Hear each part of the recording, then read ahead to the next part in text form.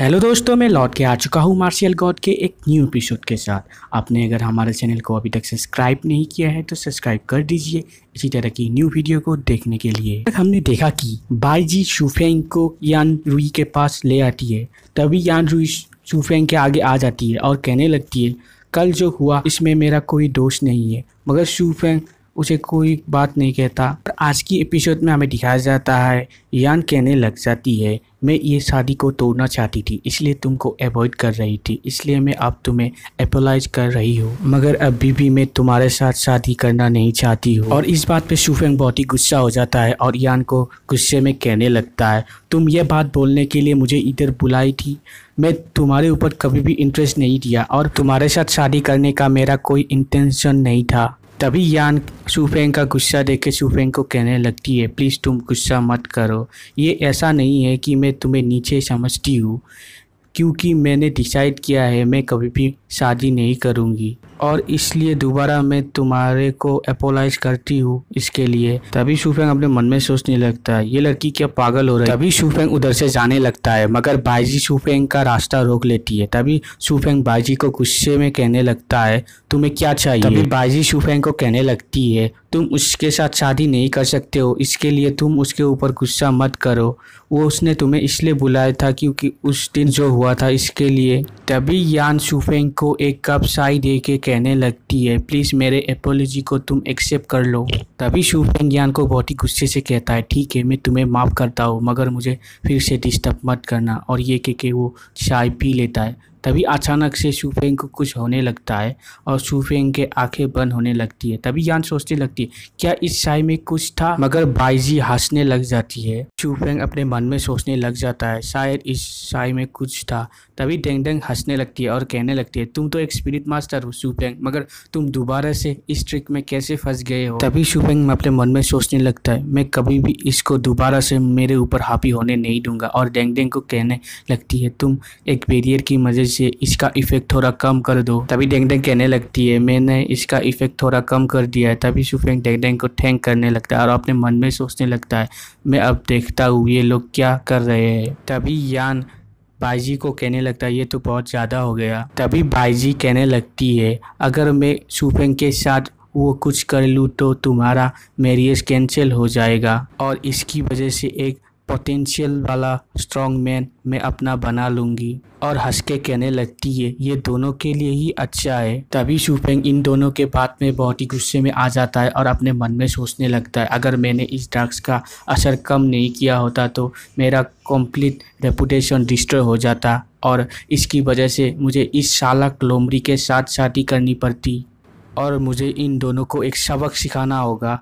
और ये कह के शूफेंग अपने उस जगह से उठ जाता है और दोनों को कहने लगता है मैंने तुम दोनों को ट्रस्ट किया, मगर तुमने फिर से मेरे साथ ऐसे करने की कैसे हिम्मत की। और तभी दोनों लड़कियां शूफेंग को होश में देख के बहुत ही हैरान हो जाती है। तभी शूफेंग कहने लगता है मैं तुम दोनों को नहीं छोड़ूंगा, तुम दोनों को मैं एक सबक सिखाऊंगा। और ये कह के शूफेंग बाईजी की तरफ जाने लगता है, मगर बाईजी की आगे यान आ जाती है और कहने लगती है इसमें इसका कोई दोष नहीं है, सारा दोष मेरा ही है। तभी शूफेंग यान को कहने लगता है इतना ब्रेव होने की कोई ज़रूरत नहीं है, मैं दोनों को ही सबक सिखाऊंगा। और ये कह के शूफेंग यान को अपने ऊपर उठा लेता है। तभी यान शूफेंग को चिल्लाते ही रह जाती है। तभी शूफेंग यान को बिस्तर पे फेंक देता है। तभी यान कहने लगती है तुम क्या करने की कोशिश कर रही हो। तभी शूफेंग अपना शर्ट निकाल लेता है और यान को कहने लगता है तुमने मुझे ये करने के लिए मजबूर किया है, तुम हमेशा वर्जिन रहना चाहती थी ना, इसलिए मैं तुम्हें देखे शूफेंग यान के ऊपर आ जाता है। तभी यान कहने लगती है मुझे जाने दो। तभी शूफेंग कहने लगता है कभी भी नहीं। तभी बाईजी यान को बचाने के लिए आ जाती है अपने आधे कपड़े खोल के और कहने लगती है तुम उसे छोड़ दो, तुम मेरे साथ जो करना है कर लो। तभी शूफेंग बाईजी को अपने हाथ की मदद से दूर फेंक देता है और कहने लगता है तुम्हारे पास कोई राइट नहीं है मेरा वुमेन बनने का। और तभी शूफेंग यान के कान के पास चला जाता है और कहने लगता है यही प्राइस है जो तुम लोगों ने मेरे साथ किया है। तभी हमें थोड़ी देर बाद का सीन दिखाया जाता है जब शूफेंग अपने वो काम करके अपने कपड़े पहन रहा होता है। तभी अचानक से यान के बॉडी पे कुछ होने लग जाता है और यान की बॉडी से बहुत सारा बिजली निकलने लग जाती है, जिसको देख के शूफेंग कहने लगता है यान क्या तुम ठीक हो, मगर यान के बॉडी से बहुत सारा बिजली निकलने लगती है और यान का बॉडी धीरे धीरे थोड़ा बदलने लग जाता है। तभी यान अपने कपड़े लेके उधर से भाग जाती है, मगर जाते जाते यान शूफेंग को कहने लगती है, अगर मैं इस बार बच गई तो मैं तुम्हारी ज़िंदगी को लेने के लिए फिर से आऊँगी। तभी शूफेंग बहुत ही हैरान होकर कहने लगता है, इधर क्या हो रहा है और उसका पावर इतनी तेज़ी से कैसे बढ़ रहा है। तभी शूफेंग यान का पीछा करने लग जाता है और कहने लगता है, ये तो इम्पॉसिबल है, इसका ऑरा तो सिर्फ 5 फुट ज्वानो रिलिम में है, मगर वो इतनी तेज़ी से कैसे भाग सकती है। तभी यान शूफेंग के रेंज से बहुत ही दूर चली जाती है। तभी डेंगडेंग कहने लगती है, लगता है तुमने एक बहुत स्ट्रॉन्ग एनिमी बना लिया है। तभी शूफेंग डेंगडेंग के बात में थोड़ा हैरान हो जाता है और कहने लगता है, स्ट्रॉन्ग एनिमी, तुम्हारा मतलब क्या है? क्या यांग स्पेशल है? क्या उसके पास भी हेवनली ब्लेस्ड बॉडी है? तभी डेंगडेंग कहने लगती है, नहीं, मगर उसके बेस को देख के मुझे लगता है कि उसने एक फॉरबिडन जुआन टेक्निक को सीखा है, जिसको सुन के शूफेंग हैरान हो जाता है। तभी डेंगडेंग शूफेंग को कहने लगती है कि ये एवरेज फॉरबिडन टेक्निक के से डिफरेंट है, क्योंकि इस फॉरबिडन टेक्निक को बहुत स्ट्रॉन्ग कल्टीवेटर के लिए बनाया गया है और जुआन टेक्निक एवरेज कल्टीवेटर को बहुत ही एक्स्ट्राऑर्डिनरी एबिलिटी देता है, मगर इस टेक्निक को सीखने में बहुत केयरफुल होना पड़ता है, क्योंकि एक गलती की वजह से उसका ज़िंदगी भी जा सकता है और इसलिए ये सारे टेक्निक को सीखना फॉरबिडन है, क्योंकि ये टेक्निक की मदद से लोग नेचर के रूल के खिलाफ जा सकते हैं और इसकी वजह से ही कल्टीवेटर का बॉडी कम्प्लीटली चेंज हो जाता है। और ये सारे टेक्निक शायद एम्पर टॉम और असुरा डीमन टावर से आया होगा, मगर ये सारे टेक्निक एग्जिस्ट करते हैं, मगर इस टेक्निक को सीखना बहुत ही मुश्किल है और इस टेक्निकों को शायद कोई बहुत ही पावरफुल इंसान ने छोड़ गया होगा। जी जाओ अभी बहुत ही ट्रेस है, मगर इसके अंदर बहुत सारा ट्रेजर है जिसको ढूंढना बाकी है। तभी हमें शूफेंग को दिखाया जाता है, जो डेंगडेंग की बात सुन के थोड़ा घबराने लग जाता है। तभी हमें दिखाया जाता है शूफेंग डेंगडेंग को कहने लगती है, शूफेंग, क्या तुम श्योर हो यान ने एक फॉरबिडन टेक्निक को सीखा है? तभी डेंगडेंग कहने लगती है, मैं श्योर हूँ, क्योंकि इस टेक्निकों को सीखने के लिए कोई स्पेशल रूल मानना पड़ता है। शायद ये होगा, शायद उसको कम्प्लीटली वर्जिन रहना पड़ेगा, मगर तुमने जो किया उसकी वजह से शायद उसका बॉडी कम्प्लीटली बदल गया। तभी डेंगडेंग की बात सुनकर शूफेंग थोड़ा सैड हो जाता है और कहने लगता है, शायद मेरा ही फॉल्ट था इसमें, मैं होप करता हूँ वो बच जाए। तभी डेंगडेंग कहने लगती है, तुम क्या पागल हो रहे हो? तुम ऐसा सोचो कि वो जल्दी से मर जाए, क्योंकि इसकी वजह से तुम्हें फिर बाद में खतरा हो सकता है और तुम्हें इसके बारे में बाद में पछताना भी पड़ सकता है।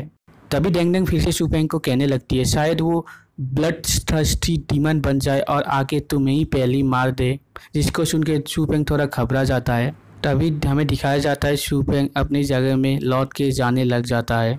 तभी हमें दिखाया जाता है शूफेंग यूनिसेक के सेक मास्टर के पास आया होता है, जिधर बाइजी सारे मामले को अपने मास्टर को बता रही होती है। तभी शूफेंग कहने लगता है, मैं एडमिट करता हूँ मेरी वजह से आपके स्टूडेंट को प्रॉब्लम हुआ है। तभी सेक मास्टर बाइजी को कहने लगता है, मुझे शूफेंग के साथ अकेले में बात करना है, तुम इधर से जाओ और याद रखना ये बात कोई सुन ना ले। तभी बाइजी कहने लगती है, मैं समझ गई, और उधर से जाने लगती है, मगर शूफेंग को बहुत ही गुस्से से घूर के देखने लगती है। तभी सेक मास्टर कहने लगती है शूफेंग को, मैं बहुत ही खुश हूँ कि तुम एडमिट करने आ गए अपने मिस्टेक को मेरे सामने, मगर तुम क्या बता सकते हो यान किधर गई है? मैं थोड़ा घबरा रही हूँ कि उसके साथ कोई बुरा हो सकता है। तभी हमें दिखाया जाता है शूफेंग सारा कुछ मामला बता देता है अपनी तरफ से, जिसको सुन के सेक मास्टर कहने लगती है, ऐसा हुआ था, मगर तुम्हें क्या पता है शूफेंग ये ट्रांसफॉर्मेशन होने का रीज़न क्या है? तभी शूफेंग यूनिसेक के सेक मास्टर को कहने लगता है, मुझे लगता है शायद यान ने कोई फॉरबिडन टेक्निक को सीखा है और मैं इसे बता नहीं सकता कि मैं भी फॉरबिडन जुआन टेक्निक के बारे में जानता हूँ। तभी सेक मास्टर कहने लगता है, फॉरबिडन टेक्निक, ओ इसका मतलब। तभी शूफेंग बहुत ही हैरान हो जाता है और सेक मास्टर को कहने लगता है, क्या तुम्हें इसके बारे में कोई पता है? तभी सेक मास्टर कहने लगती है, हाँ मैं बताती हूँ, हमारे सेक के फाउंडर ने इधर के माउंटेन के पीक में एक फॉरबिडन जुआन टेक्निक को पा लिया था और इसकी वजह से उन्होंने इस सेक को इधर बनाया है, मगर वो टेक्निक उधर के पत्थरों में लिखा हुआ है, जिसकी वजह से उस टेक्निक को उधर से हटाया नहीं जा सकता है और इस टेक्निक को बाहर के लोगों से बचाने के लिए फाउंडर ने हमारे सेक्ट को इस माउंटेन के चारों ओर बना दिया, जिसकी वजह से इस सेक्ट के स्टूडेंट ही उधर जा सकते हैं। मगर वो टेक्निक को सीखना बहुत ही मुश्किल है, क्योंकि हमारे फाउंडर ने भी उस टेक्निक का एक पार्ट ही सीख पाया था। तभी हमारे फाउंडर ने उसके सक्सेसर को ये बताया था कि सारे स्टूडेंट को खुद ब खुद ही इस टेक्निक को सीखना है। तभी सेक्ट मास्टर कुछ सोच के कहने लगती है, अब मुझे पता चला कि यांग हमेशा किधर जाती थी। वो हमेशा मुझे बताती थी कि वो प्रैक्टिस के लिए जा रही है, मगर अब मुझे पता चला कि वो जुआन टेक्निक को सीखने के लिए जा रही थी, जिसकी वजह से उसने अपना स्टडी को भी डिले कर दिया था। और सोचने लगती है क्या उसने फुल टेक्निक को सीख लिया है। तभी शूफेंग बहुत ही खुश हो जाता है और एल्डर को कहने लगता है क्या मैं भी उस टेक्निक को देख सकता हूँ, जिसको सुन के डेंग डेंग भी खुश हो जाती है और कहने लगती है शूफेंग तुमने बहुत ही अच्छा क्वेश्चन पूछा है। तभी शूफेंग का बात सुन के सेक्ट मास्टर कहने लगती है कि शूफेंग क्या तुम श्योर हो। तभी शूफेंग कहने लगता है हाँ। तभी सेक्ट मास्टर फिर से शूफेंग को कहने लगता है 100 सेक्ट गैदरिंग के बाद तुम मेरे साथ यूनिसेक में आ जाना, तब हम उस टेक्निक को देखने के लिए जाएंगे। और इधर ही हमारा आज का एपिसोड एंड होता है। वीडियो अच्छा लगा तो लाइक शेयर और कमेंट कीजिए और हमारे चैनल को सब्सक्राइब कर दीजिए इस तरह की न्यू वीडियो को देखने के लिए। Thank you.